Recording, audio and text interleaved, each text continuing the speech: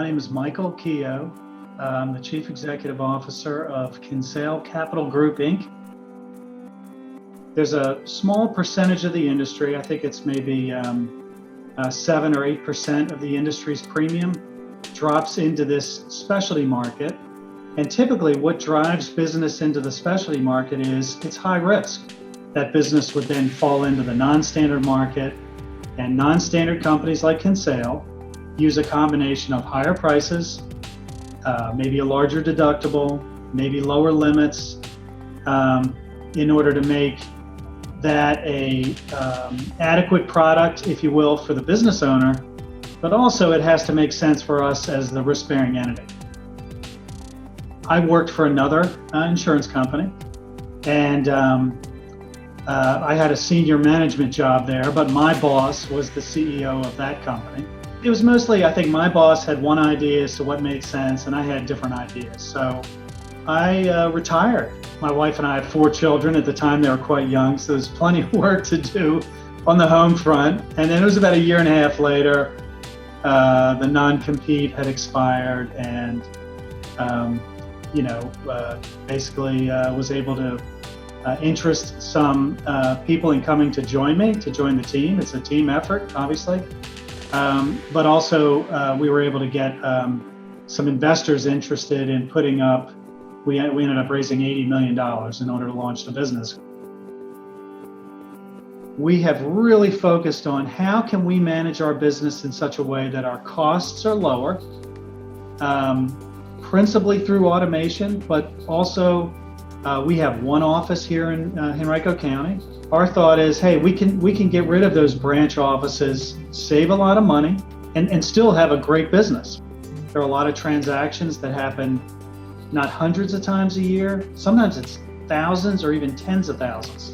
So hey, if we can automate those things, that makes for a better work environment for our employees. It allows us to provide better customer service to our brokers. We distribute through brokers around the country. And then ultimately, it allows us to offer a lower cost product to the business owners that we serve. When a business makes more profits, who gets those profits, right? And I would tell you, the way we think about it, our customers absolutely, positively, our customers get the benefit of, slightly lower cost insurance for their businesses. I would tell you that our investors get some of that value in the form of a better return, better profits at the end of the year for the risk that they take. That's important. But also our employees get some of that in the form of better salaries, better bonuses, better benefits. I had a great boss years ago who used to remind me that, hey, communication is an enormous challenge for people. It's a challenge between a husband and a wife, between a parent and a child, and between colleagues at work. When you have everybody in the same location, there is that benefit to better communication. I would say the location that we chose here in Henrico County is also really positive in that we're kind of in the middle of the metropolitan area. Originally, we were going to put an office building, 150,000 square feet, on 5 acres of surface parking. And with the assistance from the Henrico Economic Development Authority, we switched, and instead we built a 620 space 4-story parking deck. We still built the same office building, but there was enough land left that we sold, I think it was about 2 acres, to Bristol Development out of Nashville, Tennessee, and they're building 260 apartments. And we've packed a lot of development onto that 5 acres. It really is kind of an urban approach to development.